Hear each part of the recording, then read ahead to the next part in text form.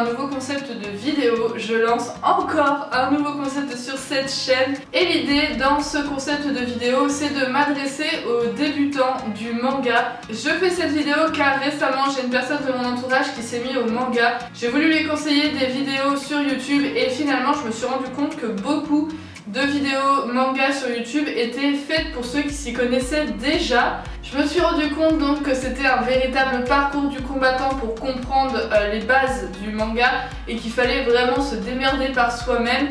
Dans cette première vidéo, les mangas pour les débutants, on va vraiment voir les bases à travers 5 choses à savoir. Ces 5 choses à savoir vont vous permettre, si vous commencez les mangas, de vraiment comprendre où est-ce que vous mettez les pieds. Mais il y aura d'autres vidéos, il y aura d'autres épisodes puisqu'il y a énormément de choses à dire. Première chose à savoir, c'est les bases. Faut savoir d'abord que le manga, c'est l'équivalent de notre BD à nous européens ou les comics américains, mais version japonaise. Les mangas valent en moyenne 6 ou 7 € en neuf, mais il est possible de les acheter d'occasion. En France, on est les deuxièmes plus gros consommateurs de mangas. Devant nous, c'est les Japonais et derrière nous, les États-Unis. Oui, on consomme plus de mangas en France qu'aux États-Unis. Ça peut paraître assez bizarre, mais c'est vraiment le cas. Et en France, on ne consomme pas les mangas de la même façon. Dans le nord de la France, on va plus en lire que dans le sud de la France. Les mangas sont principalement japonais, mais il y en a aussi des français, des coréens, des chinois. Voilà pour les très grosses bases qu'il fallait savoir avant de continuer. Le deuxième point à savoir quand on se lance dans les mangas, c'est que le manga au sens large du terme regroupe l'aspect manga dit papier et l'aspect animé. Ce que la communauté manga appelle les mangas, c'est obligatoirement la version papier. Si vous dites manga papier, vous dites deux fois la même chose. Et les animés, c'est la version animation du manga. Donc d'abord il sort une version papier et après elle se transforme en une série. Troisième point qu'il faut savoir, c'est qu'il existe 5 grands types de mangas. Il existe plein d'autres types, mais ils sont moins importants ou moins développés en France en tout cas. Ils sont plus ou moins classés par ordre de popularité, mais pas réellement, ça dépend de vos centres d'intérêt. Le premier type de manga, c'est le shonen. C'est des mangas qui sont destinés aux jeunes garçons adolescents et qui véhiculent à peu près tout le temps les mêmes valeurs qui sont le dépassement de soi, l'amitié, la fierté, etc. Il y a beaucoup de mangas très connus en France qui sont des shonen. Il y a par exemple One Piece, Death Note et Fullmetal Alchemist. Le deuxième type de manga, c'est les seinen et là il est plus destiné aux adultes. Ça va être des personnages plus travaillés, plus complexes. Bien sûr que tu sois un garçon ou une fille, tu peux lire des shonen et des seinen, peu importe. Si tu ne rentres pas dans le cliché, il n'y a pas de souci. Au contraire, tu es le bienvenu. Il y a bien sûr des seinen connus, mais ils sont malheureusement moins connus que les shonen. Alors, les seinen connus, on peut citer Berserk, One Punch Man et Suck Rock. C'est 3 seinen très connus dans le monde du manga.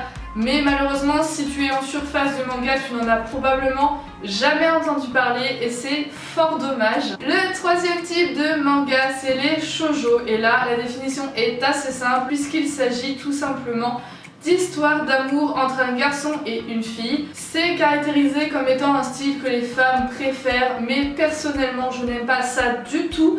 Et on est beaucoup de filles à ne pas aimer ça, donc ne t'inquiète pas, si tu es une fille et que tu n'aimes pas ça, tu es tout à fait normal. Enfin, les deux derniers types dont je vais vous parler sont un peu moins connus, mais certains gagnent en popularité ces dernières années. Donc le quatrième type, c'est tout ce qui est yuri et yaoi. J'ai regroupé les deux puisque c'est à peu près la même chose. Les yuri, c'est des histoires d'amour entre femmes et les yaoi, c'est des histoires d'amour entre hommes. Depuis peu, les yaoi sont de plus en plus populaires auprès des femmes pour une raison qui m'échappe totalement, mais certaines aiment beaucoup les yaoi. Les yaoi les plus connus en ce moment sont Void et Je pense à toi. C'est deux yaoi dont on entend énormément parler en ce moment. Un yuri dont on entend beaucoup parler en ce moment, c'est Citrus. Il faut éviter d'avoir 12-13 ans, c'est tout. Et la cinquième catégorie, celle-ci, elle est réservée à un public beaucoup plus averti puisqu'il s'agit des hentai et des ecchi. Alors les hentai c'est les mangas pornographiques et les ecchi c'est ceux à terme érotiques. J'ai un tout petit conseil à vous donner si vous voulez acheter des hentai, c'est de faire attention au thème du livre parce que les japonais dans leur hentai ont une culture du viol et de l'inceste assez particulière que nous Européens on n'accepte pas ou on a du mal à accepter. Donc faites attention à ce que vous achetez, évitez d'acheter votre premier hentai là-dessus, vous risquez d'être traumatisé. Le quatrième point à savoir quand on débute dans les mangas, c'est les plus grandes maisons d'édition. Bien sûr cette liste n'est pas exhaustive, je vous ai fait une liste par ordre alphabétique et pas par ordre de taille, et en fonction de celles dont j'entends le plus parler, il y en a certaines dont je n'entends pas parler ou très peu, mais ça veut pas dire qu'ils font pas des bons mangas, c'est-à-dire qu'ils sont plus petits et on entend moins parler d'eux. Alors j'ai fait une petite liste parce que vous doutez bien que j'apprends pas tout mon texte par cœur. Il y a donc Akata, Ankama, Casterman, Delcourt, Doki Doki, Glénat, Kana, Kaze, Kion, Kurokawa, Komiku, normalement Komiku est avant dans l'ordre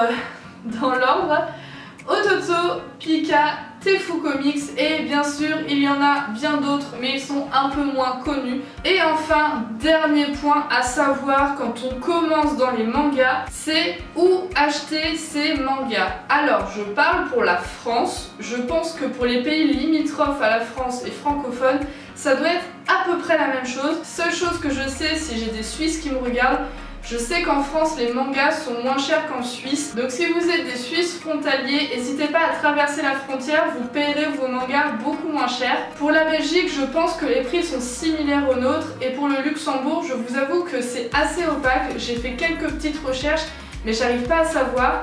Il se peut que vos mangas soient un chouïa plus cher. Alors en France donc, vous avez deux façons d'acheter les mangas, c'est donc soit vous les achetez neufs, soit vous les achetez d'occasion. Alors si vous les achetez neufs, vous avez un large panel d'endroits. Vous pouvez les acheter soit en librairie spécialisée, chose que je fais. Vous pouvez aussi les commander dans des grandes enseignes comme Amazon et la Fnac. Sinon dans les librairies classiques, il y a souvent un rayon manga. Il est plus ou moins bien approvisionné en fonction des librairies, mais vous pouvez aller voir. Et il y a aussi dans les grandes surfaces, mais malheureusement dans les grandes surfaces, il n'y a que les grosses séries comme One Piece, Naruto, Dragon Ball, etc. Si vous habitez dans le nord de la France, il y a beaucoup plus de librairies spécialisées dans le manga, donc vous trouverez beaucoup plus facilement votre bonheur, et encore plus si vous habitez à Lille. Dans le sud de la France, ça va être un petit peu plus compliqué, mais en général, les mangas sont regroupés avec les comics, donc vous retrouvez avec des librairies qui font les deux en même temps. Pour ceux qui habitent à Montpellier, il y a la librairie Zone Interdite, où ils ont des références absolument géniales en tant que comics et manga. Pour l'occasion, je ne vais que survoler parce que je ne connais pas très bien et parce que j'achète mes mangas neufs. Mais si vous voulez plus de détails, il y a donc des chaînes comme Mystique, Ultimate Manga, Le Monde de Taille et bien d'autres qui parlent de où ils achètent leurs mangas, donc n'hésitez pas à aller voir. Dans les librairies spécialisées, il y a toujours une rangée de mangas d'occasion. Vous pouvez aussi aller sur le site internet de la Fnac, j'ai vu qu'ils faisaient des occasions.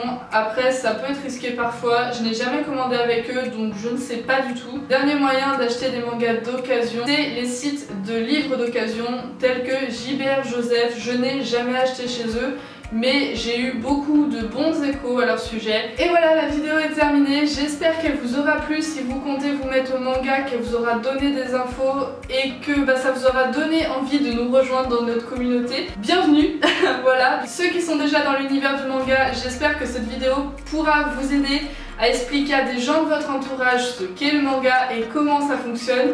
Si vous avez des neveux, nièces, enfants, petits-enfants qui veulent se mettre au manga, voilà, je vous invite à leur montrer ça, ça vous évitera de ne pas savoir par où commencer. Dans ma vidéo achat manga de février, je vous avais demandé de donner en commentaire les noms que vous aimeriez donner à cette licorne là. Le gagnant est donc Dave Blockbuster qui a trouvé le prénom Cornet. Comme d'habitude, je vous mets les réseaux sociaux à la fin de la vidéo, je vous invite à aller les voir parce que c'est là que je vous mets toutes les infos sur les sorties de vidéos pour les fins de semaine. Je vous invite également à laisser un petit pouce bleu à cette vidéo si vous l'avez aimée, à la partager et à laisser des commentaires en dessous. N'hésitez pas à vous abonner aussi, ça me fait très plaisir de voir que notre communauté grandit petit à petit et que j'ai de plus en plus de personnes qui regardent ce que je fais. En attendant la prochaine vidéo, moi je vous dis à très bientôt. C'était Nightiri pour la Geekosphère. Ciao.